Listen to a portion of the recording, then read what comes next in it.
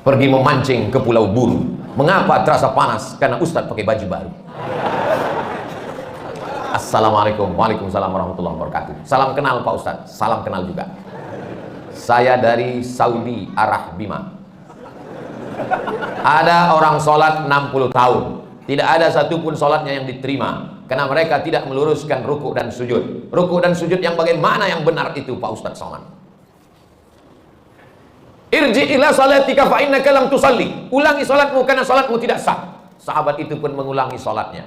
Irji ila salatika fa innaka lam tusalli. Ulangi salatmu karena salatmu tidak sah. Sahabat itu pun mengulangi salatnya. Irji ila salatika fa innaka lam tusalli. Ulangi salatmu karena salatmu tidak sah. Dia pun mengulangi salatnya. 3 kali dia ulang. Akhirnya setelah dia ulang 3 kali, gimana yang benar itu ya Rasulullah? Kata Nabi, hatta tatma'inna raki'an. Kalau kau rukuknya tumakninah. Makna tumakninah 2. Yang pertama, ada tempo tenggat waktunya. Seminim-minimnya rukuk, 1 kali tasbih. Subhana rabbiyal azimi wa bihamdi. Walaupun 1, tapi dibaca itu ada tumakninahnya. Subhana rabbiyal azimi wa bihamdi. Kenapa orang sholat nggak ada tumakninahnya? Seperti pohon bambu di tepi sungai ditiup angin, karena nggak dibaca di mulut. Allah Akbar, Allah Akbar, Allah Akbar, Allah Akbar, Allah Akbar. Pas ditanya, kenapa kau sholat cepat? Betul, maaf, nama saya Valentino Rossi, pembalap, pemuda berbadan gelap. Yang kedua, kenapa tidak ada tumakninah? Tidak benar rukuknya. Kalau diletakkan bejana di atas, tidak tumpah airnya, agak-agak demikian. Jangan terlalu tunduk ke bawah seperti kambing lapar dapat rumput. Jangan mendongak ke atas seperti kuda jantan melihat kuda betina, apalagi kuda liar. Maka dia harus diagak-agak, dikira-kira. Jadi makna tumakninah 2, gerakannya dan waktunya. Allahu Akbar. Subhana rabbiyal azim wa bihamdi. Subhana rabbiyal azim. Tidak terlalu menunduk ke bawah, tidak terlalu mendongak. Jangan rukuknya mendongak. Lalu kemudian sujud, hatta tatma'inna sajidan. Kalau engkau sujud, sujudnya juga tumaknina. Ujung kaki 2, ujung lutut 2, tapak tangan 2, kening 1. Enggak ada orang keningnya 2. Nempel ke bawah, ini kening. Apakah hidung juga wajib disentuhkan? Kening ke lantai wajib, hidung mustahab, dianjurkan. Yang paling bagus hidung. Cuman beda kita dengan orang Arab. Orang Arab tuh nggak terlalu terpaksa, kena dia. Kita memang agak kita paksakan dia. Mohon maaf, yang pesek yang tersinggung. Ini saya cerita tentang saya nih, maksudnya. Jadi masalah hidung kena itu mustahab, dianjurkan. Bagaimana kalau orang pakai peci sampai keningnya tertutup?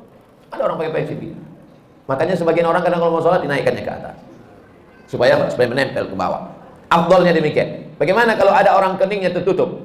Maka sesungguhnya kain pada bagian tubuh yang menutupi tidak membatalkan sholat. Mana dalilnya? Karena ada seorang sahabat Nabi sedang sholat, dia ambil ujung jubahnya, dia tutupkan ke atas pasir karena dia tidak mau keningnya menempel ke pasir karena panas, terik, nggak ada sajadah. Sholat dia, pas mau sujud, ujung jubahnya dia sujud di atas. Itu dalil boleh menempelkan ke kain yang menempel ke badan. Tapi kurang afdal. Yang afdal adalah menyentuh.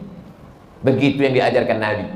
Kenapa orang bisa tasbihnya itu cepat sekali? Karena tidak diucapkan di mulut. Kalau diucapkan di mulut pasti pelan. Subhana rabbiyal a'la wa bihamdi. Subhana rabbiyal a'la. Subhanakallahumma wa bihamdika. Tasbih kita pelan itu karena diucapkan. Subhanallah, subhanallah, subhanallah, subhanallah. Jadi kalau ada bapak ibu lihat ada orang cepat sekali, itu kan nggak diucap.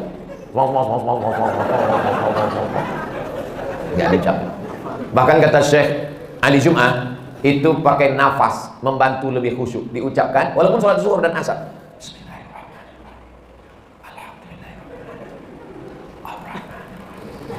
Pakai nafas dan diucapkan. Apakah Nabi itu kalau sholat mulutnya bergerak? Ditanya kepada sahabat Nabi namanya Khabbab ibnul Al. Ya Khabbab, ya. Nabi itu kalau sholat mulutnya bergerak, ya. Dari mana kamu tahu? Bittirabi lihiyati, aku lihat jenggot Nabi bergoyang. Kenapa jenggotnya bergoyang? Karena dagu dan rahangnya bergerak. Ini ada orang sholat mulutnya nggak bergerak sama sekali. Matanya aja yang bergerak. Sholat apa ini? Ini pertanyaan sederhana, tapi mengkoreksi lagi sholat kita. Yang tidak benar sholatnya karena tidak membaca. Dibaca qiraah itu artinya membaca. Sedangkan orang yang baca mulutnya nggak bergerak itu namanya mutalaah. Itu beda dalam bahasa Arab. Kalau bergerak membaca, makanya qiraatul Fatihah, membaca. Bismillahirrahmanirrahim. At-tahiyatul mubarakatus shalawatut thayyibat. Assalamu alayka ayuhan nabiyyu wa rahmatullahi wa barakatuh. Wassalamu alayna wa ala ibadillahi sholihin. Asyhadu an la ilaha illallah wa asyhadu anna Muhammadar Rasulullah. Allahumma shalli ala sayyidina Muhammad wa ala ali sayyidina Muhammad. Sampai fil alamin innaka Hamidum Majid. Allahumma ighfir li ma qaddamtu wa ma akhartu wa ma asraftu wa ma a'lantu wa ma asraftu wa ma ta'lamu bihi minni anta al-qadim wa anta al-mu'akhir. La ilaha illa anta subhanaka inni kuntu minadh dhalimin. Allahumma inni a'udzubika min 'adzabi jahannam wa min 'adzabil qabri wa min fitnatil mahya wal mamat wa min syarri fitnatil masiihid dajjal. Allahumma a'inni 'ala dzikrika wa syukrika wa husni ibadatik. Assalamualaikum warahmatullahi. Assalamualaikum warahmatullahi. Tumanina. Kalau tidak ada tumanina, kata Nabi, ulangi sholatmu karena sholatmu tidak sah. Mari kita jaga sholat kita lagi insyaallah. Jangan menjadi pencuri sholat. Bagaimana pencuri sholat? Karena tidak lengkap rukunnya, syarat-syaratnya menurut pandangan ulama fikih. Ada orang sekarang ketika ditanya, kamu sholatnya kok cepat sekali nggak lengkap? Yang penting hati kita. Ini orang tidak belajar fikih, nggak ngaji. Dan orang seperti ini tidak ada di Bima. Dulu pernah ada tapi sudah meninggal.